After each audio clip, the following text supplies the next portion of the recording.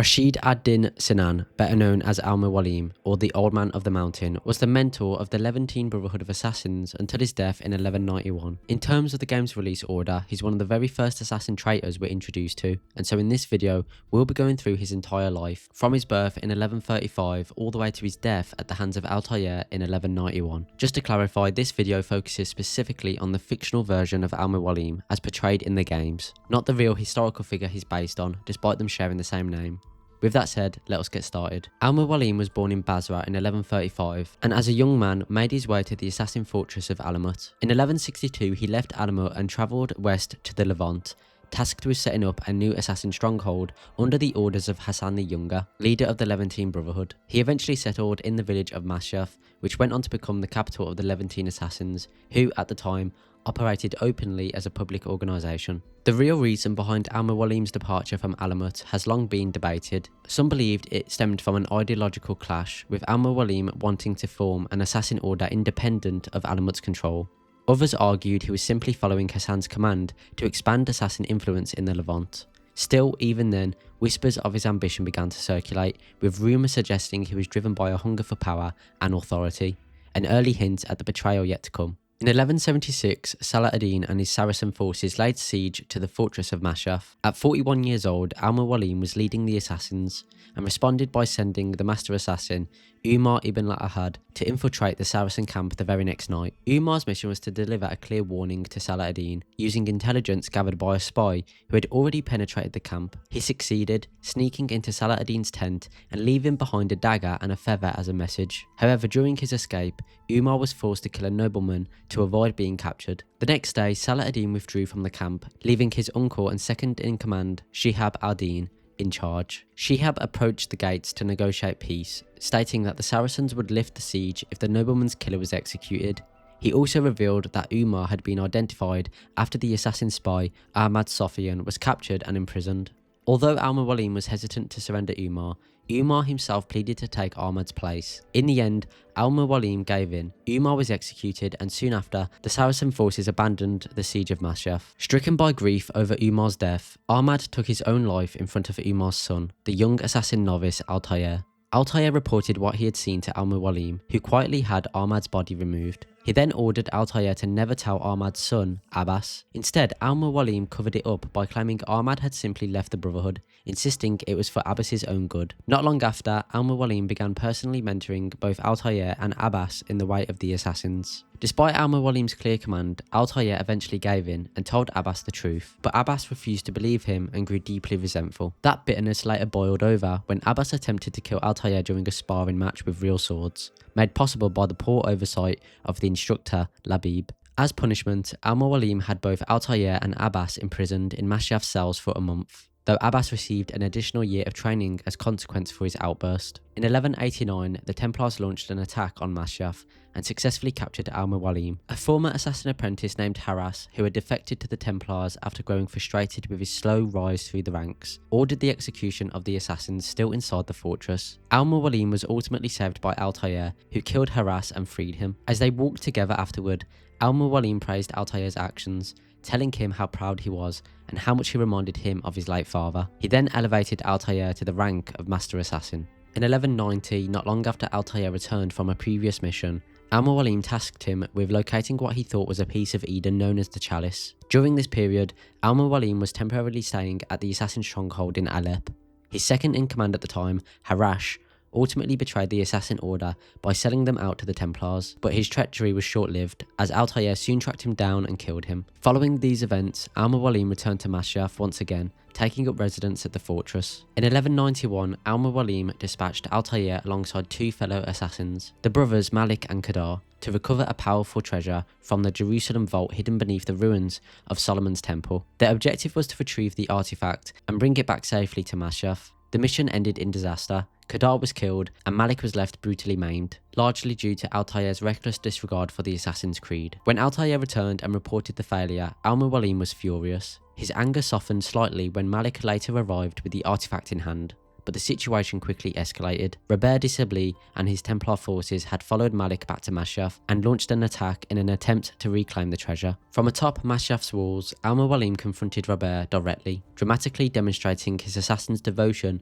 by ordering 3 of them, Altair included, to leap from a tower, seemingly to their deaths. While this display held the Templars' attention, Altair triggered a trap that devastated the attacking forces, killing many and driving the rest into retreat. Despite Altair's role in saving Masyaf, Mualim punished him for his earlier failures by stripping him of his rank, demoting him from Master Assassin back to a novice, and confiscating most of his equipment and authority. He then tasked Altair with uncovering the traitor who had opened the gates to the Templars. After investigating, Altair identified the culprit, Masoon, and brought him before Mualim. The mentor offered Masoon a chance to renounce the darkness in his heart, but when he refused, Mualim executed him with a sword, then handed the weapon to Altair. Mualim offered Altair a path to redemption. He presented him with a list of 9 men marked for death, claiming they were tyrants whose removal would benefit their cities. Altair was tasked with assassinating each target, and after every successful kill, he was to return to Mualim. In return, Altair would be restored rank by rank, regaining lost equipment and relearning key assassin skills along the way. As Altair carried out these assassinations, he grew increasingly unsettled by what his targets told him before they died. Figures like Tamir claimed to know Mualim personally, and suggested that Altair's actions were part of something far greater than he realised. When confronted, Mualim dismissed these doubts, insisting that he was deliberately keeping Altair in the dark to prevent him from repeating the mistakes of his past. With every kill raising more questions than answers, Altair was eventually sent to eliminate the Templars' Grand Master, Robert Désilets. After defeating Robert in a trial-by combat, the dying Templar revealed the shocking truth. Mualim had once collaborated with the Templars. According to Robert, the real difference between them was not ideology, but ambition. Mualim sought the power of the Peace of Eden for himself and refused to share it with anyone. Altair rushed back to Masyaf, only to discover that the city's people had been placed under a trance by Mualim.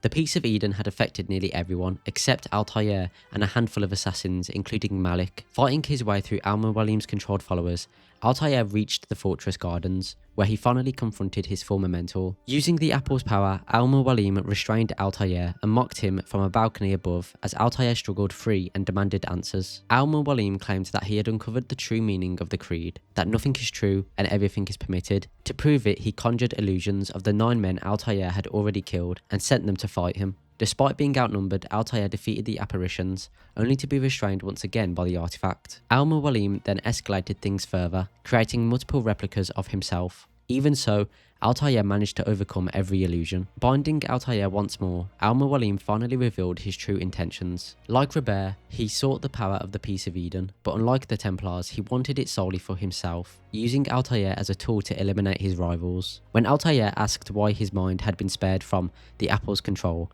Mualim explained that Altair's identity and actions were too closely linked. Controlling one without the other would have broken his usefulness. He also admitted that he did try to dominate Altair's mind, but failed, as his student could see through the illusions. Mualim went on to claim that the artifact was the source of humanity's greatest legends and religious mysteries, all of them nothing more than carefully crafted illusions. Altair argued that Mualim's plan to enforce peace through the apple was just another lie. Mualim then countered that it was no different from the religions and false gods people had killed each other over, except his illusions would create order without bloodshed. Altair responded that people at least chose to believe in those illusions, while Mualim dismissed that notion, claiming most never truly had a choice. When Altair stood firm, Mualim sighed in disappointment, accusing him of abandoning logic in favour of emotion. Accepting that there was no reconciliation left, mentor and student faced each other one final time. They duelled across the garden, Altair striking with skill and determination, while Mualim countered his attacks and used the Peace of Eden to teleport across the battlefield.